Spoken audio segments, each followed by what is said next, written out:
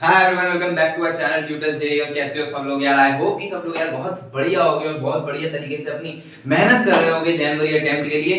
तो यार आज हमारा दूसरा पार्ट है एनएलएम का, जिसमें हम बचे हुए 15 क्वेश्चन 16 नंबर से 30 नंबर तक के क्वेश्चन जो है कर रहे होंगे। ये वाला करने से पहले पिछला वाला कर लेना, जो कि एनएलएम का फर्स्ट पार्ट था, जिसमें हमने स्टार्टिंग से 1 से लेकर के 15 तक के सारे एनडीए अभ्यास के 15 क्वेश्चन सॉल्व किए थे विद प्रॉपर कॉन्सेप्ट रिवीजन। तो चलिए फटाफट हम अपना 16वें नंबर से चालू करते हैं क्वेश्चन का पार्ट और फटाफट पढ़ते हैं कि हमारा 16वां नंबर का क्वेश्चन क्या बोल रहा है। 16th नंबर का क्वेश्चन हमारा बोल रहा है the engine of a car produces an acceleration of 6 metre per second square in the car. ठीक है भाई, 16वां नंबर का क्वेश्चन और हमको बोला जा रहा है कि एक कार जो है वो एक्सेलरेशन दे रही है 6 मीटर पर सेकंड स्क्वायर की। ठीक है, if this car pulls another car of the same mass then the acceleration would be। बहुत ही आसान सवाल।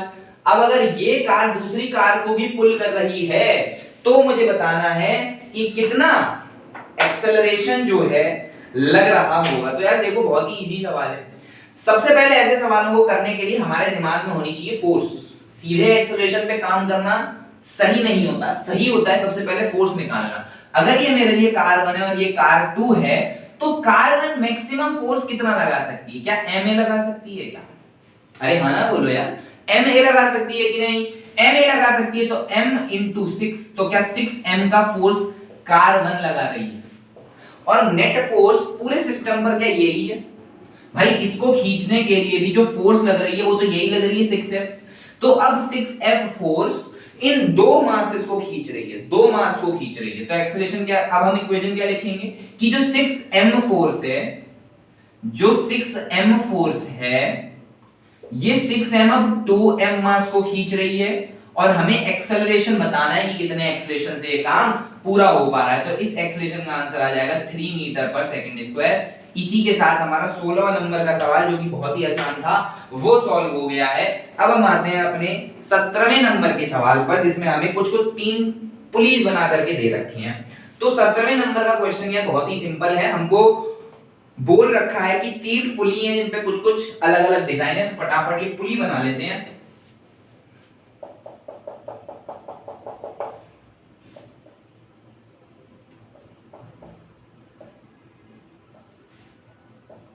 ये हमारे पुली बन रहे हैं और दूसरा पुली हमारा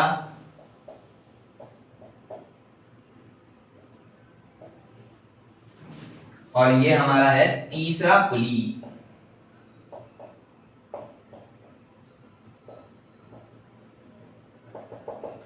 चलिए, सवाल हमने बना दिया। हमसे पूछा जा रहा है हमें एक्सेलरेशन को जो है ऑर्डर में लगाना है। तीनों के कुछ कुछ एक्सेलरेशन होंगे और तीनों के एक्सेलरेशन को हमें ऑर्डर में लगाना है, बस इतना सा सवाल है। तो यार सबसे पहले हम इसको मान लेते हैं 1 नंबर, इसको मान लेते हैं 2 नंबर, इसको मान लेते हैं 3 नंबर। ठीक है, अब सबसे पहले को सॉल्व करो। तो पहले को सॉल्व करने के लिए हमारे पास नेट फोर्स क्या है? हमारे पास नेट फोर्स क्या है? हमारे पास नेट फोर्स क्या है? सबसे पहले तो आप ये बताइए भाई, मैं इतनी फोर्स से इस पूरे सिस्टम को खींच रहा हूं कि नहीं खींच रहा हूं? खींच रहा हूं कि नहीं खींच रहा हूं 2mg से? अब 2mg से खींच रहा हूं तो क्या होगा? Net force is 2mg divided by मेरा मास। सही कर रहा हूं क्या? इसको देखो, सेकंड वाले को देख करके बोलो कि सेकंड वाले का आंसर निकालना तो बहुत आसान है। नेट एक्सेलरेशन अगर मुझे निकालनी है तो क्या 2mg minus mg divided by 3m, क्या इसका आंसर मेरे को g/3 मिल रहा है। ऐसे ही इसको करेंगे, ऐसे ही इसको करेंगे। तो इसको अगर हम देखें तो हमारी नेट फोर्स इधर mg plus mg minus mg। भाई एक तो mg इसकी माइनस mg इसकी, जो हमारी नेट सिस्टम की निकलती है mg माइनस mg, एक ऊपर से mg और जो कि इसकी है। तो mg plus mg minus mg divided by 2m। मास कितना है? 2m। तो कितना आ गया आंसर? g/2। g/2, इसका g/3, इसका g/2। शायद ये हमने गलत करा है। रुकिए, इसमें हमने हाँ ये नहीं किया। नेट फोर्स हमारी 2mg माइनस mg होगी ना भाई। 2mg इसकी, mg इसकी, 2mg इसकी, mg इसकी। तो एक्सेलरेशन हमारा आ जाएगा वो आएगा mg डिवाइडेड बाय m, क्योंकि मास तो m ही है, तो आंसर इसका g। तो इसका मतलब एक्सेलरेशन 1 मेरा सबसे ज्यादा है, एक्सेलरेशन 1 सबसे ज्यादा है, फिर एक्सेलरेशन 3 ज्यादा है, फिर एक्सेलरेशन 2 ज्यादा है। समझ में आया कि नहीं आया? इसमें हमारी नेट फोर्स देखो, नेट फोर्स क्या है 2mg माइनस mg, तो वो आ गया mg डिवाइडेड बाय m। फिर इसका देखोगे तो 2mg minus mg divided by 3m। ये पूरी डेरिवेशन होती है, आपको कराई जाती है एटवुड मशीन जिसको बोलते हैं, जो कि एनएलएम में बहुत स्टार्टिंग में आती है। वही चीज है सेम, m m mg, तो mg plus mg minus mg divided by 2m, तो इसका आ जाएगा g/2। बहुत ही सिंपल सवाल है, एटवुड मशीन आपको आनी चाहिए एनएलएम में, जो कि मैक्सिमम टीचर पढ़ाते हैं। तो इस चीज में इसीलिए मैं अपना टाइम नहीं लगा रहा, क्योंकि ये थ्योरी का सवाल है, क्लासेस में होता है, लेक्चर्स में होता है। इसके बाद अब हम चलते हैं अपने 18वें नंबर के सवाल पे, 18th नंबर का क्वेश्चन। 18th नंबर का सवाल हमको बता रहा है कि the normal reaction of on a body placed in a lift going up with a constant acceleration 2 meter per second is 120 Newton mass of the body। बहुत ही आसान सवाल। लिफ्ट में कोई बॉडी है,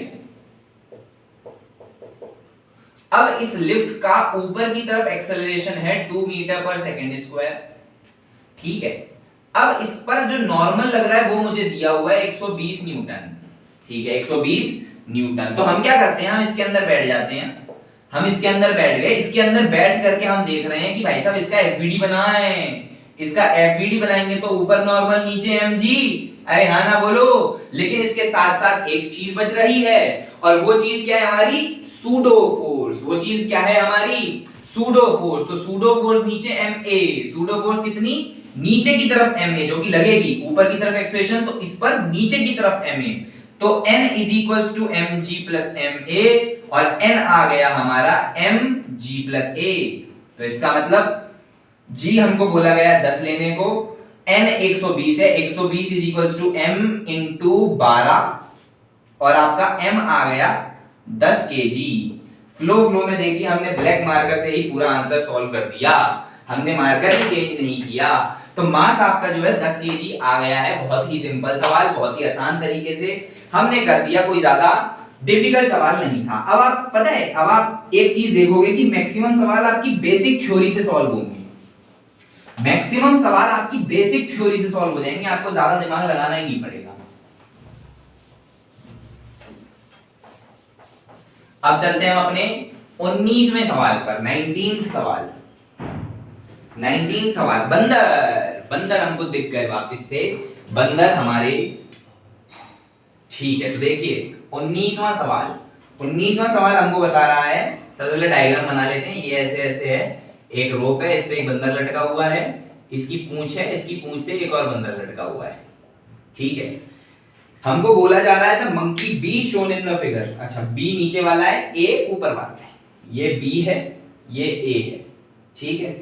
हमको बोला गया कि बी जो है वो ए से लटका हुआ है, which is climbing up a rope. A जो है ऊपर चढ़ रहा है। The masses of the monkey A and B are 5 kg and 2 kg। इसका 5 है, इसका 2 है, इसका 5 है, इसका 2 है, ठीक है। If A can tolerate a tension of 30 newton, A जो है वो अपनी पूंछ में टेंशन 30 न्यूटन ही टॉलरेट कर सकता है। तो मुझे बताना है कि ए कितनी फोर्स लगा रहा होगा रोप पर। अब देखो थोड़ा एम्बिगुअस सा सवाल है, आपके दिमाग में सिर्फ एक ही चीज आएगी कि फोर्सेस को बैलेंस कर ले, लेकिन केवल उतनी चीज से ये सवाल नहीं बनेगा, हमको थोड़ा लॉजिक लगाना पड़ेगा। अगर सिंपल एफबीडी पर बात करें तो बी का एफबीडी कैसे बनेगा, बी पर ऊपर की तरफ फोर्स 30, नीचे की तरफ इसका mg। ए का बनाए, ए का अगर फ्री बॉडी डायग्राम बनाए तो क्या बनेगा, नीचे की तरफ 30 न्यूटन, ऊपर ये कुछ टेंशन लगा रहा है, नीचे इसका वेट, ठीक है।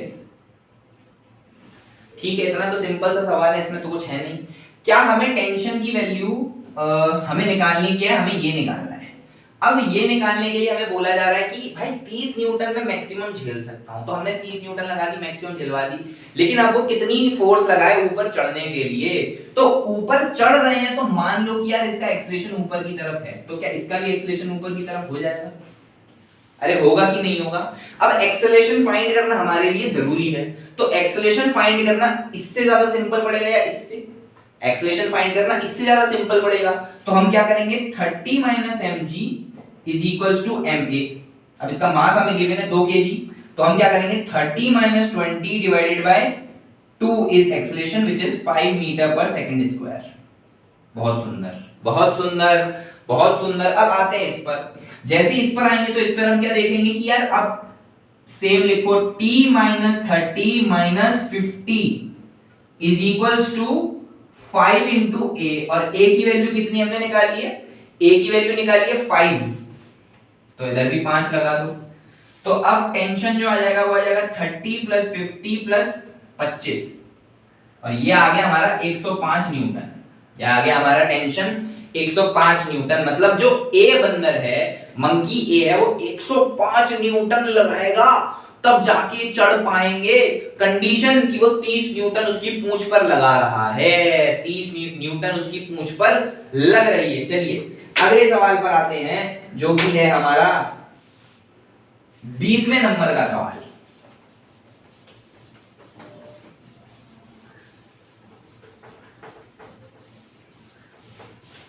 Twentieth question. ये तो लामीज थ्योरम का क्वेश्चन दिख रहा है हमको। क्वेश्चन में हमको बोला है ball of mass 1 kg hangs in equilibrium, hangs in equilibrium, शांति से सुनना, hangs in equilibrium from two strings OA and OB as shown in the figure. What are the tensions in the string? बहुत ही simple सवाल। क्या नीचे mg है और क्या उसने 10 न्यूटन दे रखा है? क्या इधर T2 लग रहा है और क्या इधर T1 लग रहा है? क्या ये एंगल 90 डिग्री है?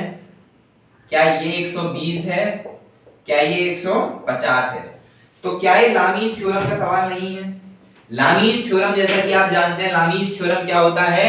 लामीज थ्योरम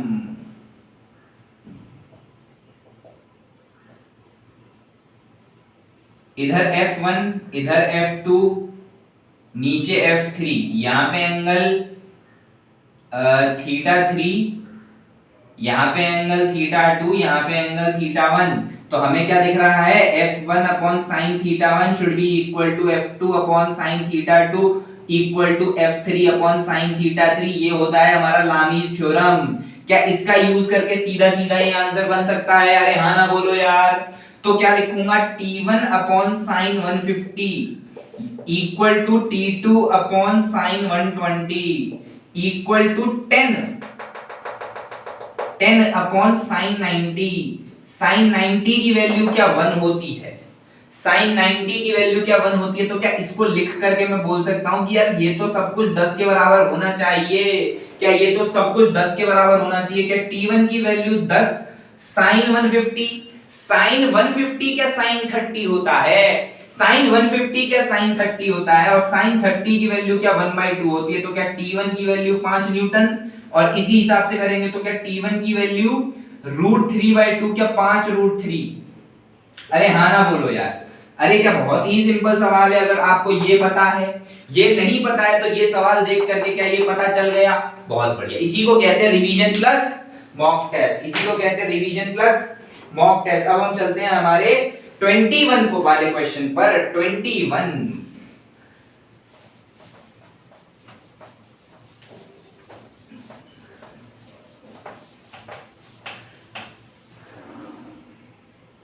21 चलिए 21 देखते हैं। If a body of mass m, if a body of mass m is moving on a rough horizontal surface, is moving on a rough horizontal surface of coefficient of kinetic friction mu, बीच में क्या है? mu, बीच में क्या है? mu। Net electromagnetic force बतानी है, net electromagnetic force बतानी है।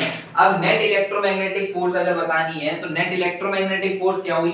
क्या इधर हमारी इलेक्ट्रोमैग्नेटिक फोर्स एक नॉर्मल है और एक फ्रिक्शन है? अरे हाँ ना बोलो यार। क्या हमारी इधर नॉर्मल और फ्रिक्शन ही केवल इलेक्ट्रोमैग्नेटिक फोर्स है। अगर मान लो कि ये ब्लॉक इस तरफ चल रहा है, मान लो कि ब्लॉक इस तरफ चल रहा है, तो क्या फ्रिक्शन पीछे लग रही होगी? क्या फ्रिक्शन पीछे लग रही होगी? अरे हाँ ना बोलो।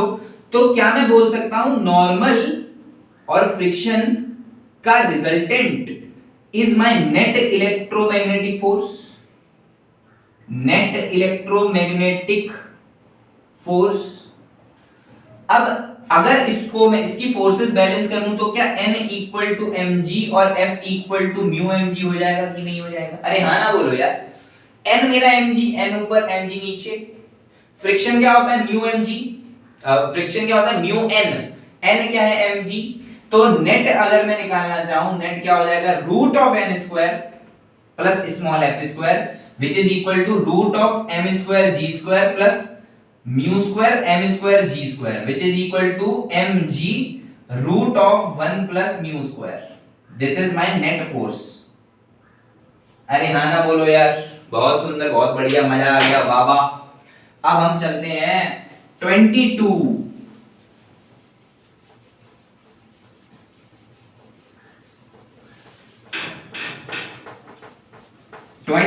सवाल आपकी नजरों के सामने पेश होता हुआ, और वो 22 सवाल है। अरे बहुत सुंदर, बहुत सुंदर सवाल, बहुत सुंदर सवाल आपके सामने। 3 मास हैं।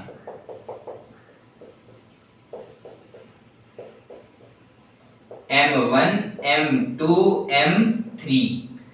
इसका मास है 5 केजी, इसका मास है 2 केजी, इसका मास है 3 केजी। आपको बोला जा रहा है कि they have joined using massless and extensible pieces of string as shown in the figure if the whole system is going upward with an acceleration of 2 meter per second square। पूरा system ऊपर जा रहा है 2 metre per second square से, then the value of tensions, हमको बताना है tension की वैल्यू क्या होगी। T1 जो कि यहां पर है, T2 जो कि यहां पर है, T3 जो कि यहां पर है। हमको टेंशन की वैल्यू बतानी है। तो चलिए बताते हैं, चलिए शुरू करते हैं। बहुत सुंदर, मजा आ गया। सबसे पहले ऐसे सवालों को सॉल्व करने के लिए आपको जरूरत है एफबीडी की। सबसे पहले एफबीडी बनाया करो, सबसे पहले एफबीडी बनाया करो। तो यार M3 का एफबीडी बनाते हैं। ऊपर की तरफ टेंशन 3, नीचे की तरफ M3g। अरे हाँ ना बोलो यार। एक्सेलरेशन क्या है?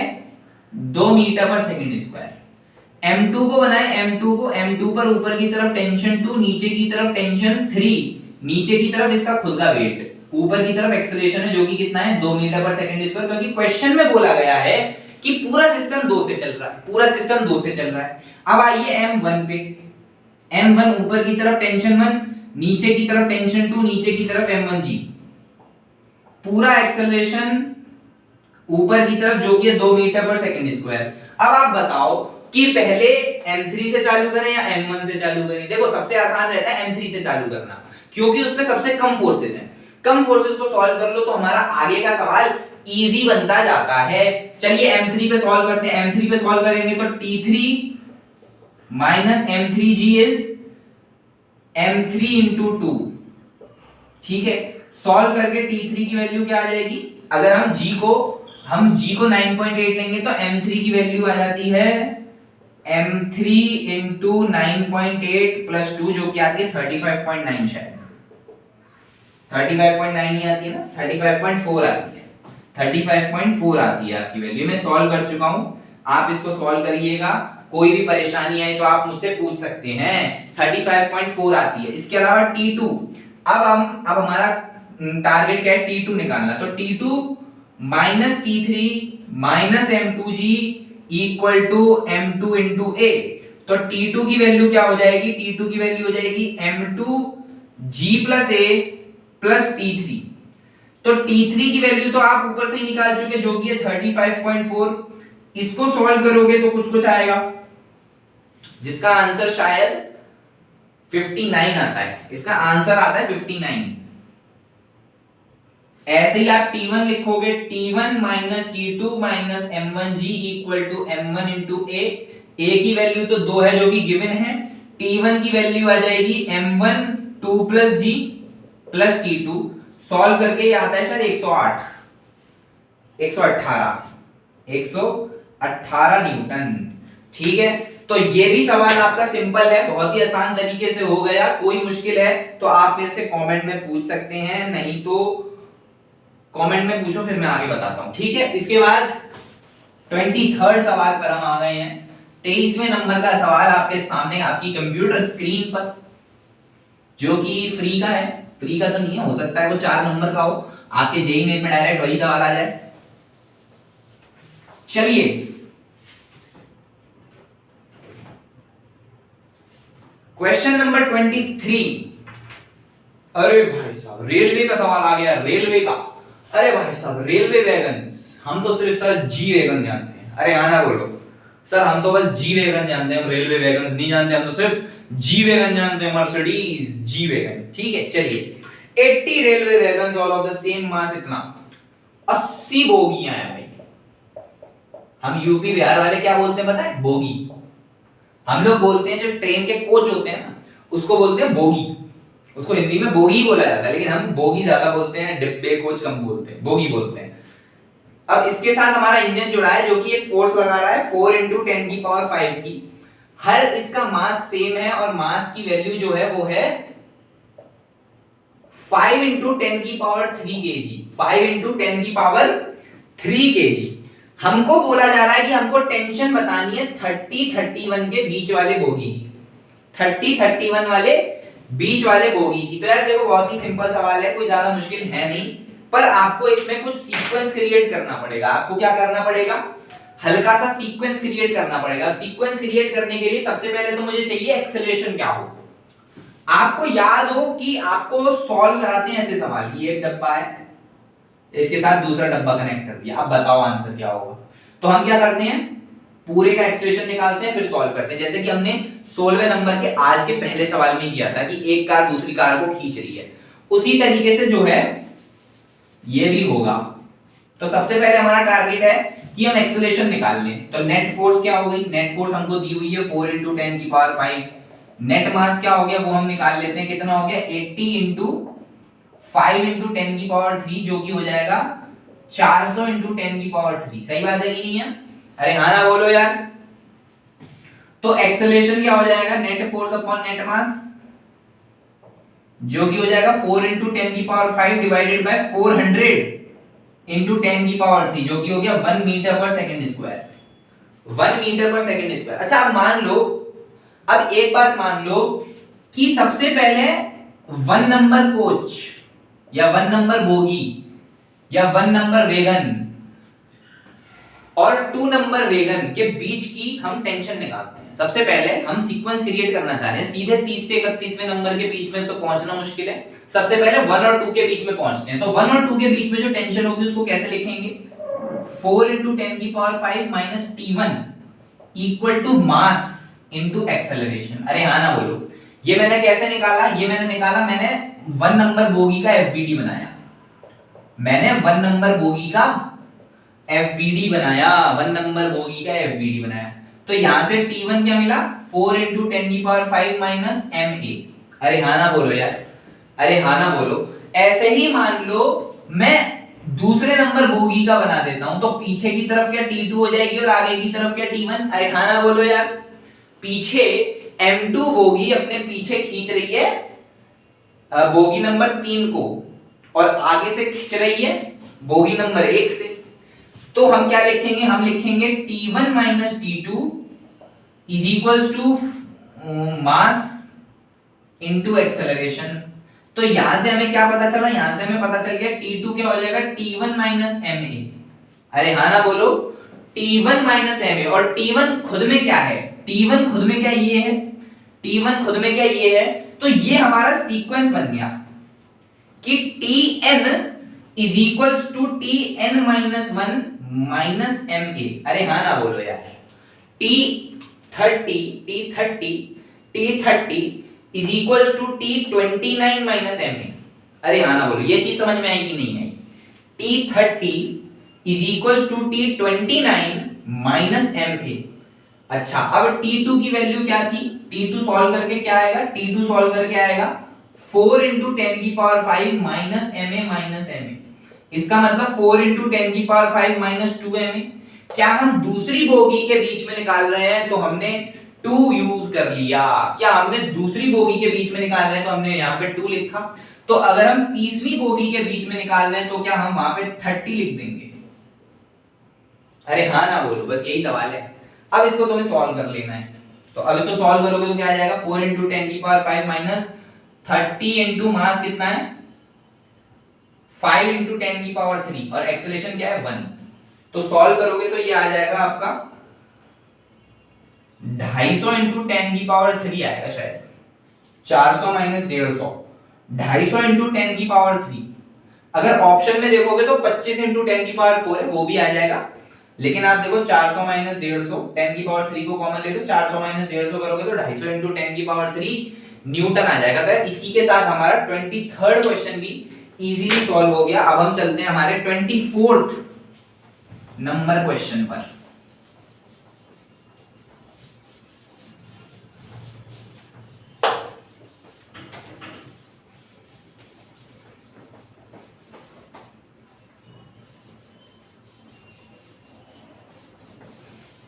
ट्वेंटी फोर्थ नंबर का सवाल आप सबकी कंप्यूटर स्क्रीन के आगे, और बहुत ही अटपटा सा सवाल है। इसमें कुछ अजीब सा ही डायग्राम दे रखा है, देखते हैं इसको कैसे करना है। कुछ ऐसे सा बना रखा है, फिर इसमें कुछ ऐसा भी बना रखा है, फिर कुछ वेज भी रख दिया, वेज का एंगल भी दे दिया, फिर कुछ स्प्रिंग भी लगा दिया। अरे भाई साहब क्षमा करो, क्या क्या बना दिया, ये क्या क्या दे दिया हमको। अब हमसे पूछा गया है कि हमको बताना है इक्विलिब्रियम में कंप्रेशन क्या हो जाएगा स्प्रिंग पे। जब ये सिस्टम इक्विलिब्रियम पे आएगा तब हमको बताना है कि स्प्रिंग कंप्रेशन कितना होगा। अब देखो इसको दो तरीके से कर सकते हैं, लेकिन दोनों में अलग अलग आंसर आएगा, तो इसलिए मैं तुमको वो तरीका बताऊंगा जिससे आपका आंसर ऐसा है जो इन ऑप्शंस में मैच करे। ठीक है, एक तो कंस्ट्रेंट मोशन से करोगे, कंस्ट्रेंट मोशन से आपका कैपिटल mg अपॉन k आएगा, मैंने सॉल्व करे दोनों तरीके से। और नॉर्मल रिएक्शन से करोगे डायरेक्ट फोर्स लेकर के, तो उससे आएगा आपका स्मॉल mg अपॉन k। और मेरे हिसाब से दोनों सही आंसर होने चाहिए, लेकिन एक आपके ऑप्शन में ही नहीं है, तो मैं आपको वही बताऊंगा जो नॉर्मल रिएक्शन फोर्स से करना है। अब आप देखो कि यार इस जगह पर नॉर्मल रिएक्शन क्या इस तरफ लगेगी कि नहीं लगेगी। सबसे पहले एक तो क्लियर बात है, आपका जो स्मॉल वाला पतला वाला डंडा है वो इस तरीके से है, और ऐसे ही आपकी वेज जा रही है, तो इन दोनों के बीच का कांटेक्ट तो नॉर्मल रिएक्शन फोर्स ऐसी, अरे हाँ ना बोलो यार, जैसे आपकी नॉर्मल रिएक्शन फोर्स ऐसे हुई, आप मुझे बताइए क्या आपका एंगल इस तरफ 45, अरे हाँ ना बोलो यार, 45 एंगल समझ में आया, 45 एंगल समझ में आया, तो क्या ये भी 45, अरे हाँ ना बोलो यार, हाँ ना बोलो, हाँ ना बोलो। ठीक है, तो इसका मतलब कि आपका इधर जो है वो है n cos 45 और इधर जो है वो है n sin 45, अरे हाँ ना बोलो यार। ठीक है, जब हम देखेंगे कि हमारा नीचे तो mg है और हॉरिजॉन्टल में kx है, सही बात है ना। फोर जैसे हमारी स्प्रिंग कंप्रेस हुई तो उसने अपोजिट में क्या लगाया kx, अरे लगाया कि नहीं लगाया, kx लगाया कि नहीं लगाया, और नीचे mg जिसको बैलेंस करने के लिए n sin 45 है, तो n sin 45 is equals to mg, और दूसरा है n cos 45 equal to kx, अरे हाँ ना बोलो। तो इसका मतलब mg is equals to kx, तो x की वैल्यू क्या हो गई mg by k। साधारण सा सवाल है, लेकिन बनाया इस तरीके से कि एक बार को बंदा कंफ्यूज हो जाए और डर जाए कि यार करना किस तरीके से, तो इसी तरीके से सवाल होना था हमारा, कोई ज्यादा मुश्किल नहीं है। इसके बाद हम चलते हैं अपने 25वें सवाल पर।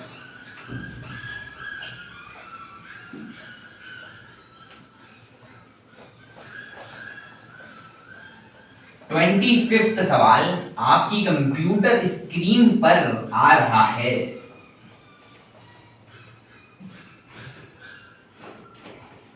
अरे फिर से veg, a block is placed on an inclined plane moving towards right horizontally with the acceleration a naught equal to g. The length of the plane AC 1 meter. Friction is absent everywhere. The time taken by the block to reach from C to A. तो देखिए क्या है आपका 25वें number का सवाल, ये आपका veg है इस तरीके से, और ये एंगल आपका 30 डिग्री है, यहां से ए नॉट लग रहा है जो कि है जी, यहां पे हमारा स्टार्टिंग पे ब्लॉक है और इसका मास नहीं दिया जो कि हमें जरूरत भी नहीं है, 2m लिखा है वैसे, और हमको बोला है कि ये लेंथ जो है ये है 1 मीटर। हमको बोला जा रहा है कि फ्रिक्शन तो एब्सेंट है, ब्लॉक सी से ए कितनी देरी में पहुंचेगा, ब्लॉक जो है वो सी से ए कितनी देरी में पहुंचेगा। तो आसान सवाल है, कोई ज्यादा मुश्किल है नहीं, करने का तरीका आपके दिमाग में होना चाहिए। देखो इस फ्रेम पर एक्सेलरेशन इस तरफ है, अरे हाँ ना बोलो, खुद सोचो कि जब ये एक्सेलरेशन होगा इस तरफ तो ये इस ब्लॉक को सपोर्ट करेगा ऊपर चलने के लिए, अरे हाँ ना बोलो यार। जैसे ही मैं इसको इधर शिफ्ट करूंगा तो क्या ये ब्लॉक को सपोर्ट करेगा ऊपर चलने के लिए। तो अगर हम देखें तो इस ब्लॉक पर सूडो इस तरफ लगेगी, अरे हाँ ना बोलो यार, सूडो इस तरफ लगेगी, और ये एंगल क्या 30 डिग्री है, ये एंगल कितना है 30 डिग्री, तो इस तरफ कितनी फोर्स हो गई m a naught cos 30 degree, m a naught cos 30 degree, और नीचे कितने से गिर रहा है, इसका m2m है ना, हाँ 2m कर लो इसको, और नीचे गिर रहा है 2mg sin 30 से, अरे हाँ ना बोलो यार 2mg sin 30 से। तो नेट एक्सेलरेशन मेरा क्या हो जाएगा, नेट एक्सेलरेशन हो जाएगा a not cos 30 minus g sin 30। अब a नॉट मेरा g के बराबर है तो क्या मैं g cos 30 minus g sin 30 लिख सकता हूं। तो क्या लिखूंगा g √3/2 माइनस g/2, जिसको सॉल्व करके देखेंगे तो g/2 बाहर √3 - 1 अंदर, अरे हाँ ना बोलो यार, हाँ ना बोलो। तो क्या एक्सेलरेशन आ गया, क्या मेरे पास डिस्टेंस है, क्या इनिशियल स्पीड 0 है, तो क्या s ½ at² लगाऊंगा, क्या s ½ at² लगाऊंगा, तो क्या t² की वैल्यू हमारी आ जाएगी s * 2, s is 1 metre, 2 divided by acceleration is g/2 √3 - 1।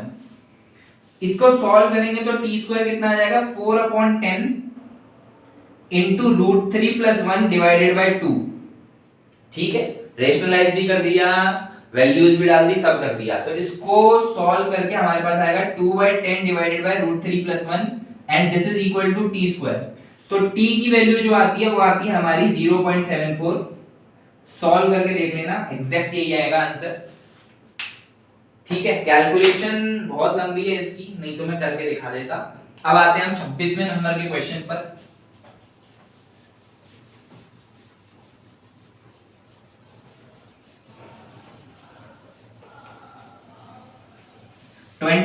Question हमारे सामने, और 26th क्वेश्चन क्या, block of mass m is pulled along a horizontal frictionless surface by a रोप।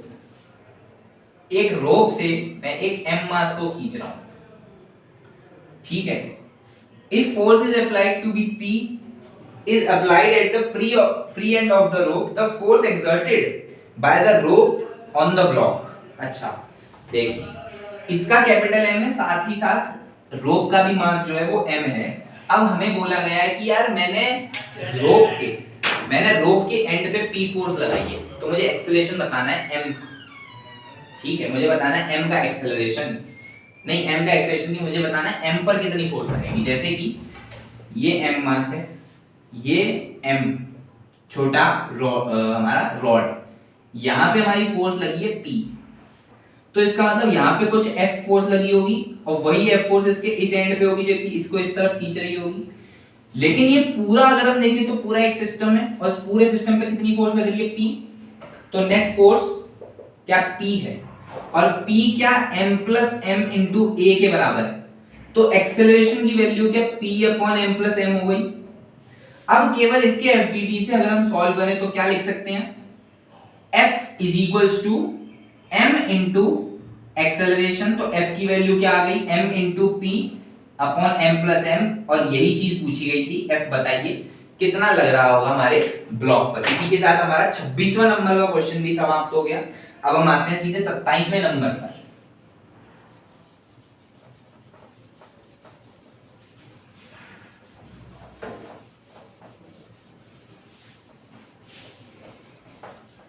हाँ, 27th नंबर का सवाल हमारे सामने आ गया है।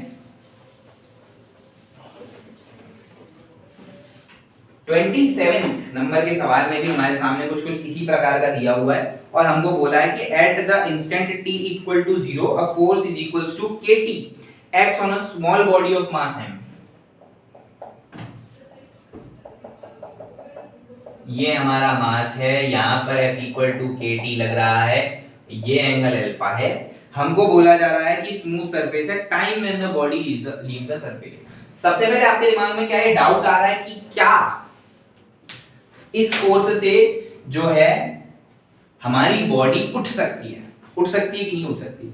ऐसे है तो मैं कुछ फोर्स लगाऊंगा, क्या उठा या नहीं उठा, उठ जाएगा ना। हर चीज को मैं ऐसे उठाऊंगा तो एक टाइम बाद वो उठ जाएगी, क्योंकि हमारी फोर्स यहाँ पे टाइम डिपेंडेंट है। तो करने का तरीका तो यही है कि इस फोर्स के आप कंपोनेंट्स कर लो। इधर क्या हो जाएगा kt cos अल्फा, इधर क्या हो जाएगा kt sin अल्फा। ऊपर एक नॉर्मल भी है, नीचे एक mg भी है। तो वर्टिकल डायरेक्शन में बात करनी है तो n plus kt sin alpha is equals to mg। अब वो टाइम बताना है जब ये उठ जाए। अगर उठ गया मतलब कि कांटेक्ट खत्म, उठ गया मतलब कि कांटेक्ट खत्म, कांटेक्ट खत्म इसका मतलब कि क्या, नॉर्मल जीरो। इसका मतलब कि क्या, नॉर्मल जीरो।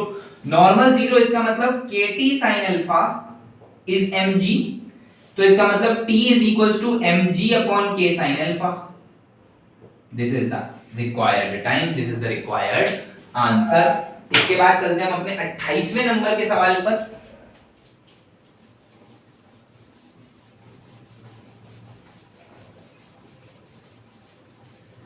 ट्वेंटी एट्थ सवाल हमारे सामने।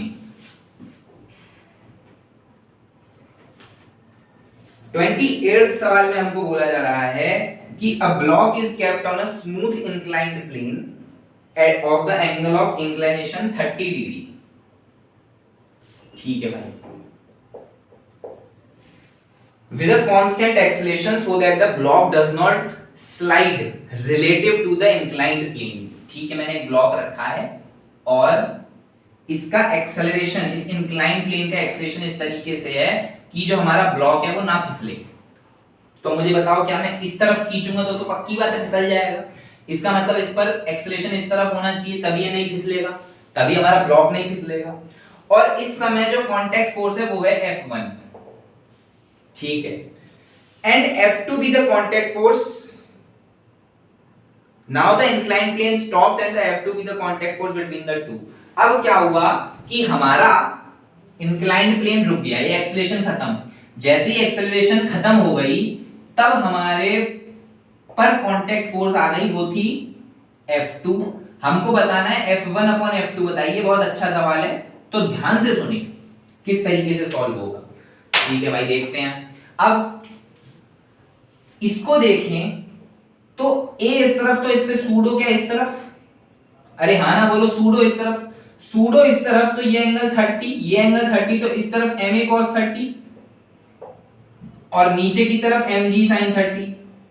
अब ये स्लाइड नहीं करना चाहिए, तो क्या ये दोनों बराबर हो, mg sin 30 सबसे पहले तो ma cos 30 के बराबर हो, क्योंकि ये दोनों को स्लाइड नहीं करना। स्लाइड नहीं करना तो क्या, इसका मतलब मैं बोल सकता हूं a is equals to g tan theta, या 30 या थीटा कुछ भी लिख लो, 30 बाद में डाल देंगे। F1 is the normal contact force, F1 is the normal contact force। ठीक है, तो अब खुद देखो इस पर F1 इधर, ma sin 30 नीचे और mg cos 30 नीचे, तो F1 is ma sin theta plus mg cos theta. अरे हाँ ना बोलो, जब F2 की बात करेंगे तो F2 पर तो कुछ है ही नहीं, F2 पर तो सिंपल mg cos थीटा है और कुछ नहीं है। F2 पर तो mg cos थीटा है, तो अब मुझे चाहिए F1 upon F2, F1 upon F2, तो ma sin theta plus mg cos theta divided by mg cos theta. ये वाला मामला तो कट के 1 दे देगा, तो हमारे पास क्या आ गया 1 plus ma sin theta upon mg cos theta. अब बताओ a की वैल्यू क्या है, इस a की वैल्यू क्या है, इस a की वैल्यू हमने यहां से निकाली है g tan theta, g tan theta. तो mg tan theta sin theta divided by mg cos theta. mg cut गया, हमारा आंसर जो है वो है 1 plus tan 30 sin 30 divided by cos 30। तो tan 30 का स्क्वायर है बेसिकली हमारा आंसर, tan 30 का स्क्वायर। अब इसको आप सॉल्व कर लेना, आंसर मैच कर लेना, यहाँ पे जगह नहीं बची है, ठीक है। आंसर बहुत ही सिंपल है, अब कुछ नहीं करना आपको, बहुत ही सिंपल सा आंसर है, बस वैल्यू डालनी है, आंसर निकल जाएगा। इसके बाद हम चलते हैं अपने सेकंड लास्ट क्वेश्चन जो कि हमारा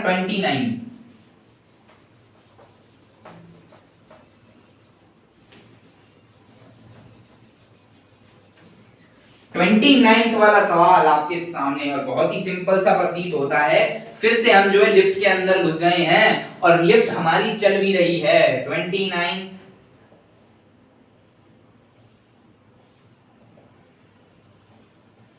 ये हमारा इंक्लाइन प्लेन है जो कि लिफ्ट के अंदर है और एक ब्लॉक है, और लिफ्ट हमारी ऊपर जा रही है, acceleration 2 metre per second square से। बहुत सुंदर। इंक्लाइनेशन का एंगल 30 डिग्री है, नीचे की लेंथ 4 मीटर है। हमको बताना क्या है, हमको बताना है the box of incline has width इतना, the time taken by the particle to reach the bottom. कितना समय लगेगा इस पार्टिकल को यहां से यहां तक आने में, कितना समय लगेगा। तो हमारे पास क्या होना चाहिए, हमारे पास एक्सीलरेशन होना चाहिए। अगर इस पर एक्सीलरेशन ऊपर की तरफ लग रहा है तो इस पे नीचे की तरफ लगेगा ma, जो कि सूडो फोर्स है, और नीचे ही लगेगा mg। तो इस पर नेट फोर्स कितनी हो गई, क्या ma प्लस g, जो कि हो जाएगा 10 और 2 12m, और इस 12m का sin 30 component is the force जिससे नीचे जा रहा है। 12m sin 30, 12m sin 30। तो मेरी नेट मूव कराने वाली फोर्स क्या है, 12m sin 30। नेट एक्सेलरेशन क्या हो जाएगा, डिवाइडेड बाय m। तो क्या 12 sin 30, sin 30 की वैल्यू कितनी होती है, sin 30 की वैल्यू 1/2। तो क्या acceleration 6 metre per second square. कुछ गड़बड़ तो नहीं है, कुछ गड़बड़ तो नहीं हो रही क्या। रुकिए रुकिए रुकिए रुकिए, हाँ सही है, सही चल रहा है, सही चल रहा है, सही चल रहा है।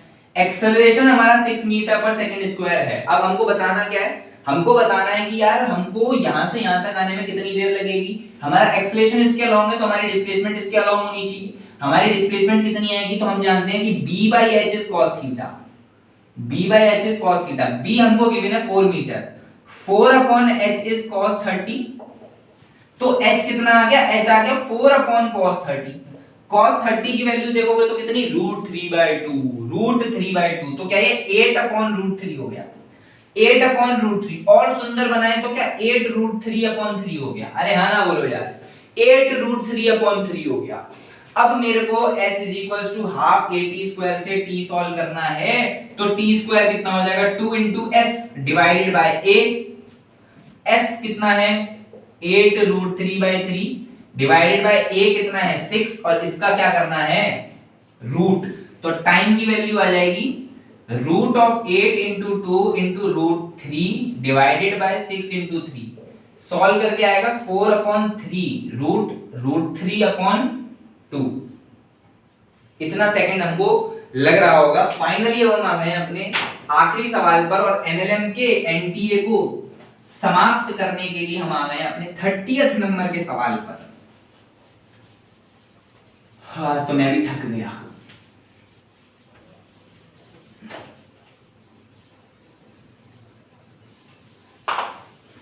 आखिरी सवाल जो कि हमारे 30वें नंबर का सवाल, और इस सवाल में हमको बोला गया है कि दो ब्लॉक हैं A and B, each of mass m is placed on a smooth horizontal force. देखिए डायग्राम बना देता हूं पहले मैं। डायग्राम कुछ इस प्रकार है,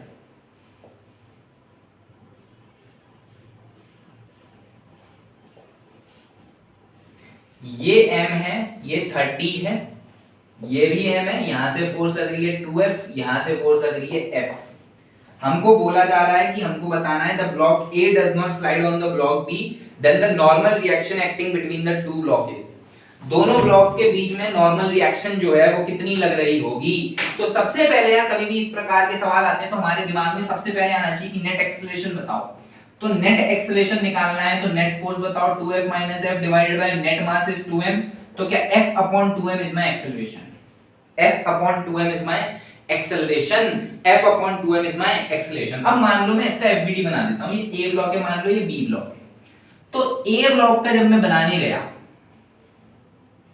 ये आएगा a ब्लॉक का, ए ब्लॉक पर क्या नॉर्मल इस तरीके से लग रही होगी, अरे हाँ ना बोलो यार, नॉर्मल क्या इस तरीके से लग रही होगी ए ब्लॉक पर नॉर्मल क्या इस तरीके से लग रही होगी, और क्या ये जो एफ फोर्स लग रही है पीछे से वो भी इस तरह की इस तरीके से लग रही होगी, इसका मास है एम, ये ब्लॉक है ए, ठीक है, ये पूरा 90 है तो क्या ये 60 हुआ, ये पूरा 90 है तो क्या ये 60 हुआ, या फिर और अच्छे से कर सकते हैं हम, ये 30 है, ये 30 तो क्या ये 30, ये 30 तो क्या ये 60, ये 60 तो क्या ये भी 60, अरे हाँ ना बोलो, समझ में आया कि नहीं आया, अरे इसको छोड़ दो, चलो ये भूल जाओ, ये 30 है, ये 30 तो क्या ये 30, अब ये पूरी लाइन आपस में 90 तो क्या ये 60, ये 60 तो ये भी 60, तो इसका मतलब n cos 60 f minus n cos 60, f नहीं, एक्सेलरेशन किस तरफ है, एक्सेलरेशन इस तरफ है, एक्सेलरेशन इस तरफ है, तो n cos 60 minus f is equals to mass into acceleration, n cos 60 1/2 होता है, minus f is equals to mass into acceleration, mass is m, acceleration is f upon 2m, तो n/2 इज इक्वल्स टू, इसको solve करके कितना आएगा, f plus f/2 is 3f/2, 2 से 2 cancel, n की value 3f आ जाएगी जो कि हमसे पूछा गया है। इसी के साथ हमारा जो है सवाल समाप्त हो गए, हमारा एनएलएम भी खत्म हो गया, एनएलएम का एनटीए अभ्यास का रिवीजन प्लस उसके मॉक टेस्ट हमारे जो हैं खत्म हो गए, हमारे 30 सवाल हमने पूरे एनएलएम के कर लिए, काइनेमैटिक्स के भी कर लिए, वो भी आप जाकर के बिल्कुल देख सकते हैं। तो हमारे 2 चैप्टर हो गए, इसी प्रकार हम ट्राई करेंगे कि सारे चैप्टर्स को इसी तरीके से सॉल्व करें। बस हमें क्या चाहिए, आप वीडियो को लाइक करें, वीडियो को शेयर करें, क्योंकि बहुत अच्छी चल रही है, बहुत तगड़ी रिवीजन सीरीज चल रही है, इससे आपके कॉन्सेप्ट भी बिल्ड हो रहे हैं, साथ ही साथ आपका प्रैक्टिस भी चल रहा है। वीडियो को लाइक करें अगर आपको अच्छा लगे, शेयर करें, चैनल को सब्सक्राइब कर लीजिए रेगुलर अपडेट्स के लिए। आज के लिए चलते हैं, मिलेंगे फिर।